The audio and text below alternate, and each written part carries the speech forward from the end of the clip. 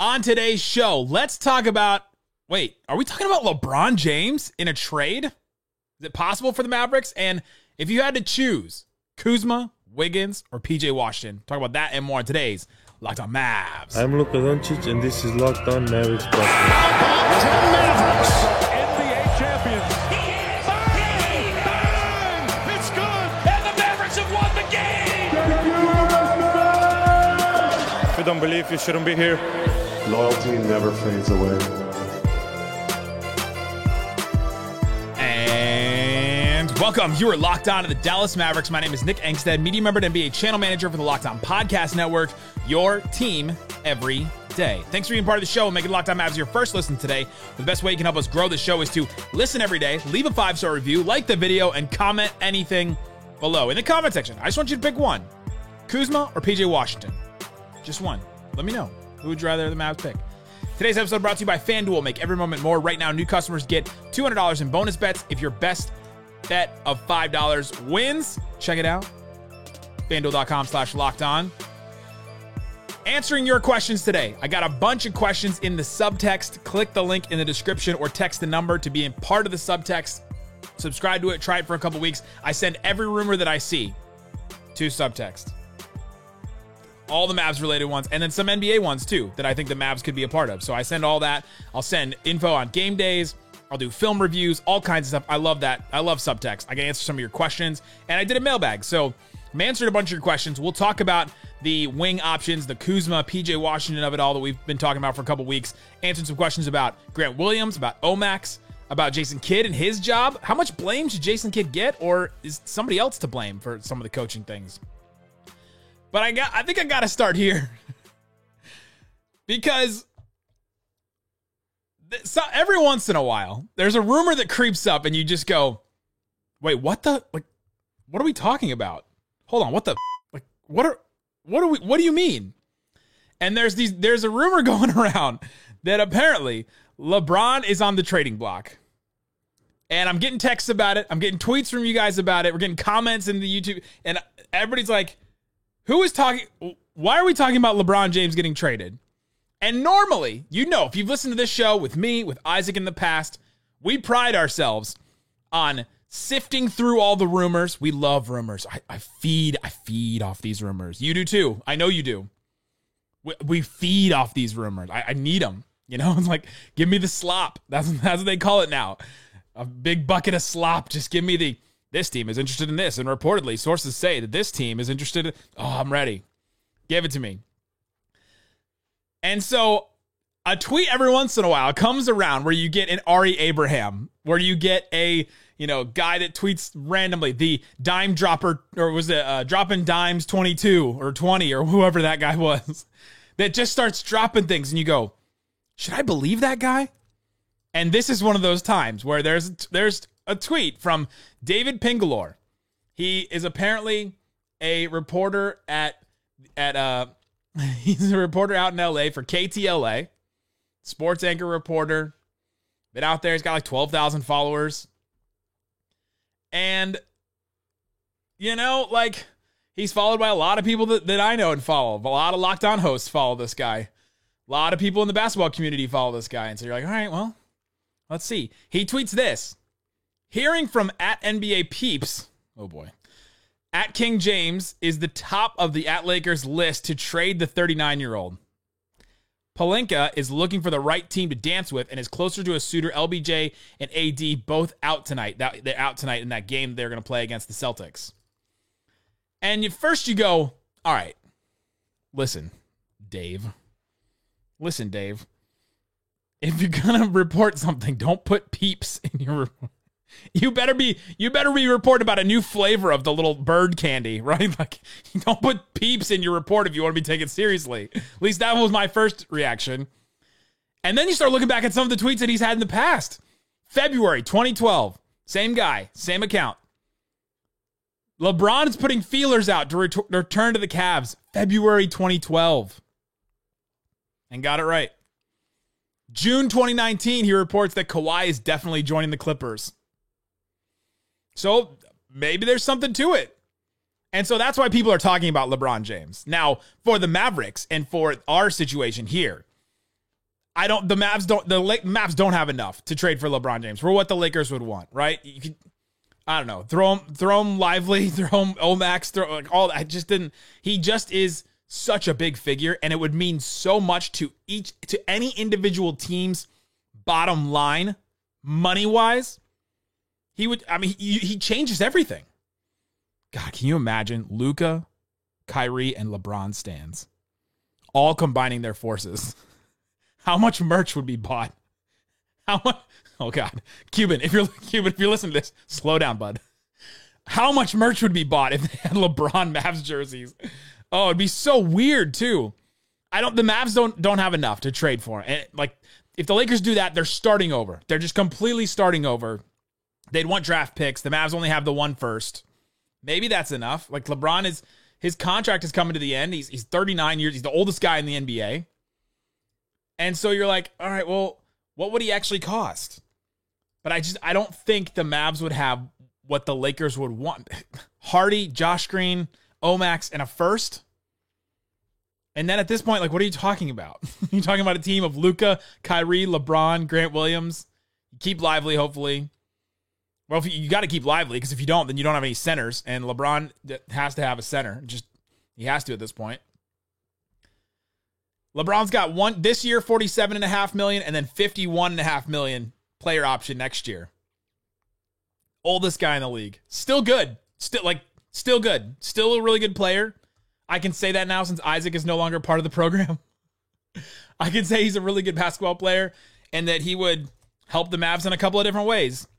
Imagine a LeBron and Luka pick and roll. Imagine like LeBron and Kyrie doing the LeBron-Kyrie things that they used to do. All the reports in the summer about Kyrie recruiting LeBron to join the Mavericks and Kyrie wanting to play with LeBron in LA or wherever.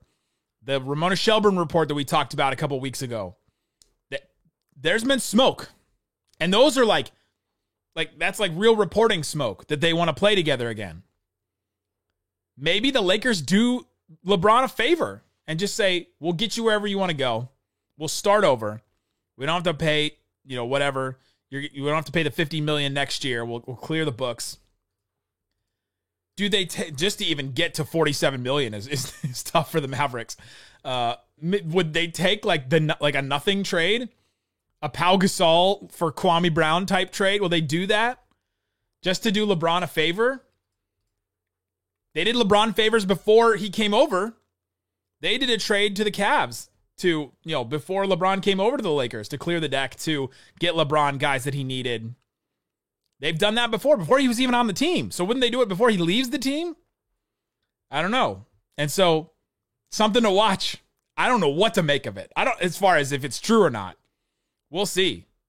And just because he's top of the list to trade doesn't mean it's going to happen either. Could happen. It'd be wild. It would be wild if that happened. Luka, LeBron, and Kyrie. In the starting lineup, Luka would still be the last name mentioned, right? When's LeBron not been the last name mentioned in starting lineups? Sean Heath goes, get on your feet, it's time. And then he LeBron James. That would be just insane. The history of it too.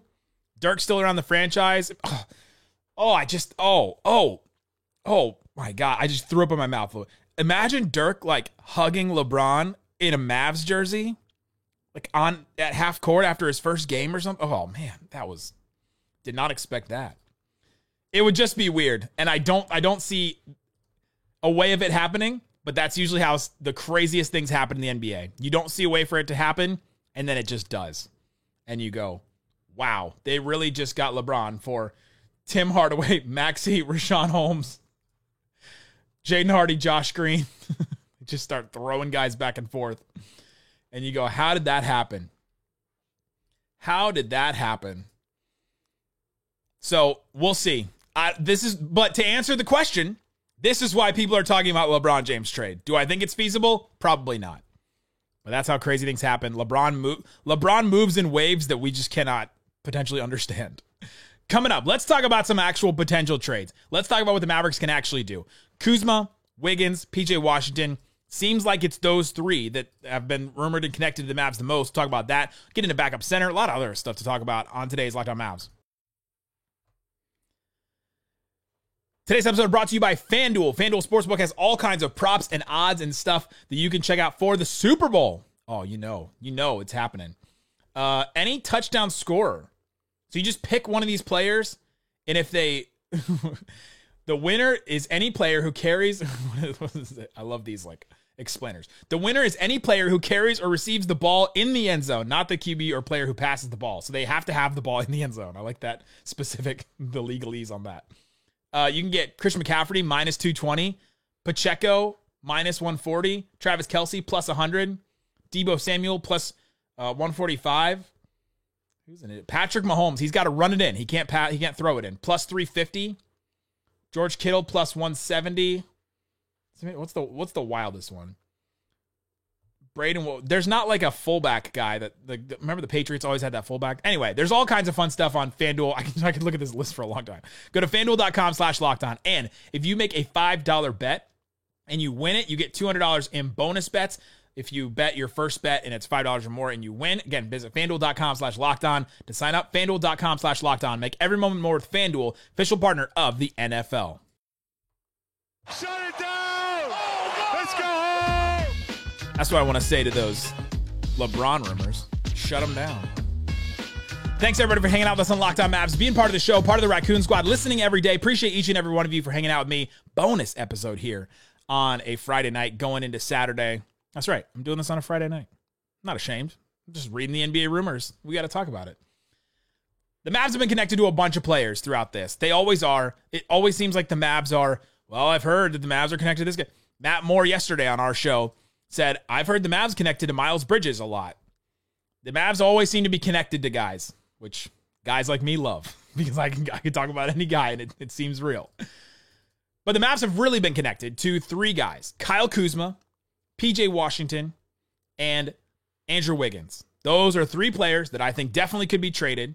There's rumors, there's smoke that those guys will be traded. It makes sense for those teams to trade those guys. And so I got a bunch of questions about all three of those guys. So I combined them all into this one section. If you had to choose, one of the questions was if you had to choose between Kuzma and Wiggins. I'm going to throw PJ Washington in there too. If I had to choose, to me it sounds like Kuzma and PJ Washington would cost the same in a trade. PJ makes less. PJ is better defensively. He's probably a better culture guy as far as he would fit into his role, for sure. Definitely gives you less scoring, although he did just score 40 the other night. Theoretically gives you less shooting, even though he's a better percentage shooter three-point wise than Kuzma. Kuzma's taking way harder shots from three. A little smaller than Kuzma, but he's a bigger body. PJ Washington would be the Mavs attempting to get the Grant Williams thing right again. Kuzma's contract is descending. It's a little bit longer. PJ Washington's contract is descending. It's a little bit shorter and a little bit less money. You really go back and forth. And I think that PJ Washington would cost the same as Kuzma because I don't think there's a ton of suitors for Kuzma. It sounds like the Mavs and the Kings are the only ones that have really been brought up. But according to Matt Moore yesterday, there's a lot of teams that'd be interested in PJ Washington. He's just one of those glue guys that fits so well. Every title team has one. And we thought it would be Grant Williams on the Mavs, and it just hasn't been. We thought it could be Omax Prosper, and he's just not ready to be that guy just yet. Dorian Finney-Smith, we thought that he would be that guy, and then he got traded for Kyrie. You know, it's like every team has one of those guys that just holds it all together. Maxey was kind of one of those guys in the way that they plug him into that role. He stretched the floor, and you're like, oh, it just opens up so many things. If I had to choose one of them, my heart wants to go PJ Washington, but I think I would go Kuzma. Because I think that scoring is going to matter for the Mavs. I think scoring is the thing this season. You just look across the league, and you just look at the amount of scoring that's happening. In the playoffs, that'll subside, but it also subside, and the Mavs will need another go-to scorer somewhere. And they just need that third heat. I love this. I love the analogy. It's the 30 Rock pilot episode where they've got, a blonde female actress. They've got an impressionist male actor on their fake Saturday Night Live show that they're writing. That's the whole point of 30 Rock. You've got these two actors, and Jack Donaghy, who's played by Alec Baldwin, comes in. He's like, you got to find the third heat. You got to find the third heat. Who's the third one? And in comes Tracy Morgan. I am a Jedi. And he's just like screaming. He's crazy. But he's the third heat. He changes everything. The Mavs need a third heat scorer. And I think Kyle Kuzma could be that. Tim Hardaway Jr. is supposed to be that for the Mavericks. Some nights he is. Lots of nights he is not. And he can't get his own shot reliably enough. But I think Kuzma could. And so I think that's where I land. Especially a bigger scorer. A go-get-your-own-bucket scorer. If the big question for him is his spot-up shooting, what point guards has he played with since LeBron in Washington? Like, he's not played with anybody to get him the ball. But you look at the landscape of the league, and you've got to get scoring from somewhere. Like, the Mavs are led by Luka Doncic. That used to be enough. It used to be enough to be 1-2 in the NBA in offensive rating. The Mavs have 118.7 offensive rating. That means they're scoring almost 119 points per 100 possessions. There's about 100 possessions in an NBA game. And that's not enough. The Mavs led the NBA, were the number one offensive rating in the history of the league in 2020. Their offensive rating, 108, 117. 2 points worse than they are right now. And this year they're 10th. And that year they were first in the entire history of the league efficiency-wise. The efficiency in offense in the NBA is just going crazy right now. And you've got to keep up. The Mavs have to keep up. Now, injuries have definitely held them back. That's why they're 10th, right? They'd be much better. With Luka and Kyrie on the floor, they have 120 offensive rating. With Luka on the floor and without Kyrie, they have 120 offensive rating. With Luka off the floor and Kyrie on the floor, they have 123 offensive rating. So, like, though one of those two guys being injured definitely hurts them. But those guys have been out and injured a lot. And so I think I go Kuzma if I had to pick. PJ is a player that you would really want to fit in, to be that defender. I think Kuzma can be a better defender than he's shown in Washington for sure. And so I think I would go him. The Wiggins part of it is just tough because I just don't know what I'm getting. You think, like, ideally he would be the player he was for the Warriors a couple years ago. Maybe he just needs to change the scenery. That's a risk. Less risk with Kuzma, less risk with PJ Washington. So I pick both of them over Wiggins if I had to choose.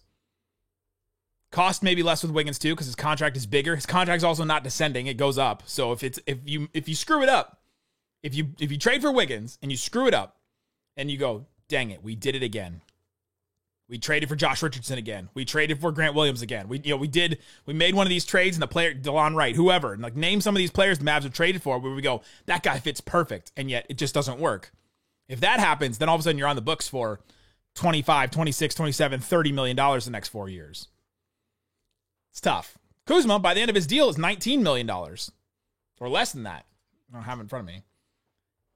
So that's interesting. Both Kuzma and PJ Washington, if the Mavericks end up with one of those guys, if they decide to trade one of the firsts, if they get rid of enough young guys or send enough young guys back to make it work, those are wins. Those are wins, either one of them. And I've seen a lot of questions in comments that go, that's how I read them, is that you scoff. I read the scoff before I read the actual words. Ugh. Do any of these guys even make the Mavericks better? Yes. Yeah. PJ Washington, glue guy, would help your defense, would help the offense because he's a 3-level scorer in a way. Not an elite one, but he can score inside a little bit. He can hit a jumper. He can hit a 3-point shot decently well. And Kuzma would help your offense for sure. Add some length, add some size. And Kuzma playing off of Luka and Kyrie would be much better than Kuzma playing off of Jordan Poole right now. Right? He's also been to a title. And Kyle Kuzma, here's the underrated thing about Kyle Kuzma. And honestly, this is the thing that probably puts me over the edge with Kyle Kuzma over a PJ Washington type. Kuzma has played with LeBron. He's played with LeBron and AD. He's taken that back seat. He knows what it's like to stand in the corner and wait for one of the greatest players in the world to dribble, figure it out, and kick it out to me, and I've got to do something with it. Invaluable. So I think I would go with Kuzma if I had to pick. All right, coming up, let's talk about backup center because there's a bunch of options, I think. We haven't talked about them enough because we've been enamored with these wings. Those are the big moves. But let's talk about maybe the Mavs make 2 moves. Maybe they make a move for a wing and a move for a backup center. We'll talk about some of the options coming up. Today's episode brought to you by Prize Picks. Prize Picks daily fantasy made easy. You can go check out a ton of Prize Picks things for the big game in the NFL. You can check out prizepicks.com and you can see what they have available for you. Again, go to prizepicks.com/LockedOnNBA and your first deposit is matched up to $100. I will log into Prize Picks. They've still got Pat Mahomes, 0.5 passing yards. All right, well, I'm going to pick him. I'm going to go more than that. I think he's going to get 1 passing yard. 69.5 receiving yards for Travis Kelce. I'm going to go more on that one, even though I want to go less and just make it 69 even. Christian McCaffrey, 90.5 rushing yards. Yeah, give me more on that one. I think they'll try and run. I don't know what I'm talking about. So if I just do all three, you can pick 2 to 6 players and you pick the more or less on those projections, just like I did right there. Put down $20, I can win 100. If I put down $5, let's just say I want to just have some fun, I win $25 if those hit. That's pretty fun. Go check it out. Again, if you use the code LOCKEDONNBA, you get a first deposit match up to $100. That's prizepicks.com/LockedOnNBA.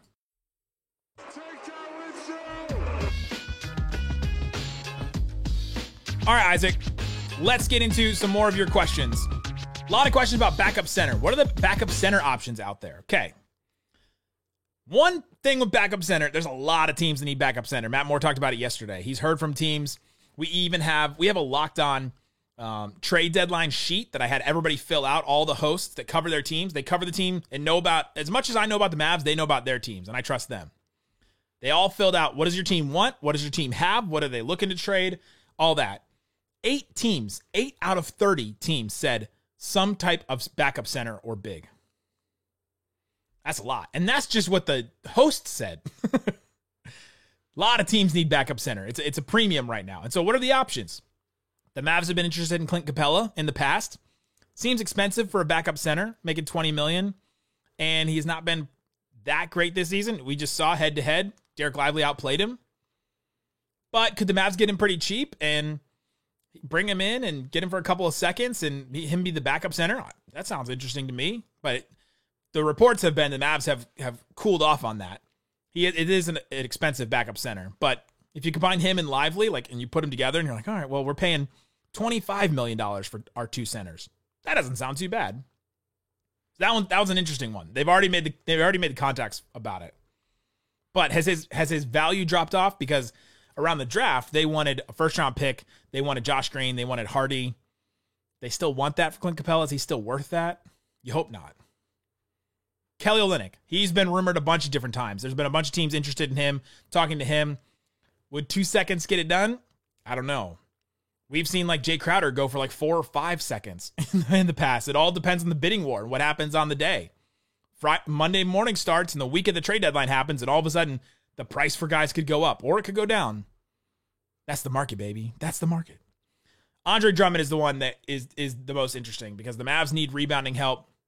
He's the best rebounder that's available out there. And so that one is interesting to me.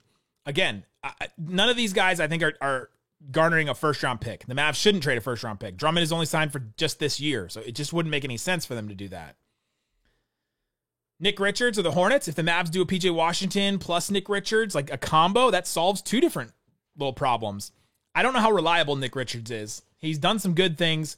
He's been pretty good at times for the Hornets. He started a bunch of games this season with Mark Williams out, but I'm not sure that he answers. I wouldn't feel as comfortable if it was Kelly Olynyk or Capella or Drummond, just a vet that's been around before. But an interesting play. Another one that I'm interested in is Mason Plumlee. He's kind of taken a back seat to Daniel Tice for the Clippers, and that's an interesting one. But how much better is Mason Plumlee than Dwight Powell or Rashawn Holmes or Maxi Kleba? I don't know. Can't answer that question. I don't know. Bismack Biyombo is still out there. That's one that interests me, that he still hasn't signed to a team. He just left the Grizzlies. And so to me, that makes me think that there's something else going on with him in his life. But I don't know.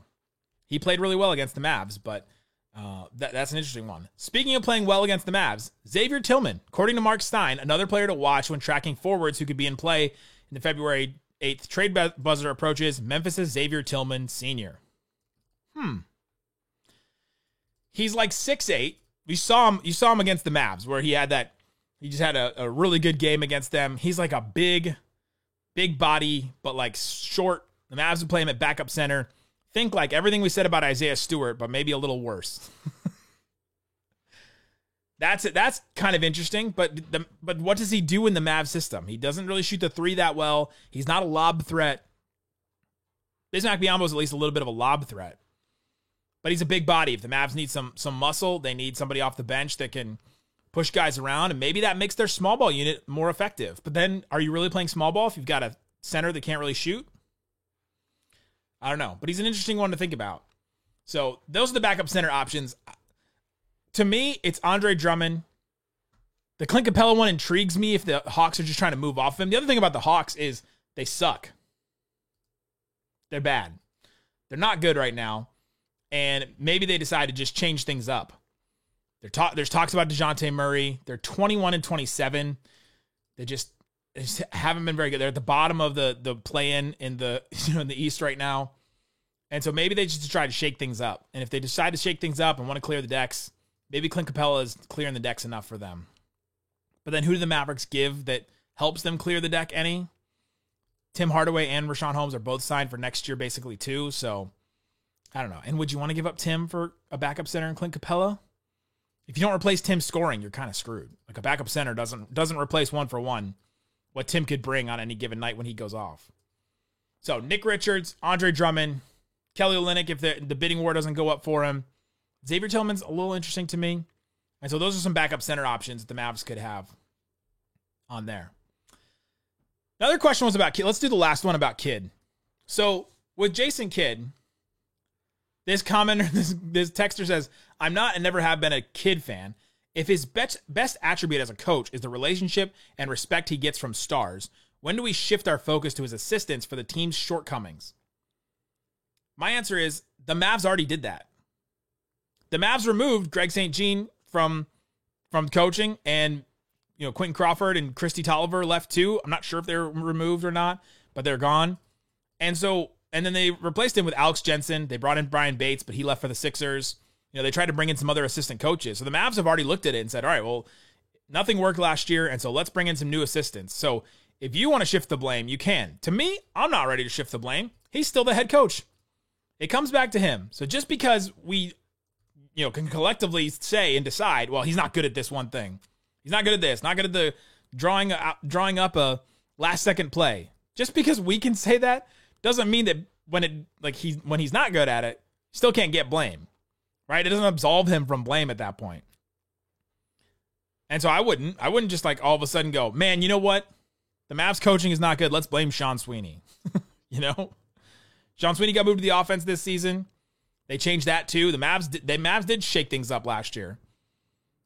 And so if you're looking for somebody to blame and you want to blame the assistants, the Mavs did that last year, last offseason. They switched it all up and they changed it all up. And here we are with different issues, a lot of them injury related. It's hard. 22 games.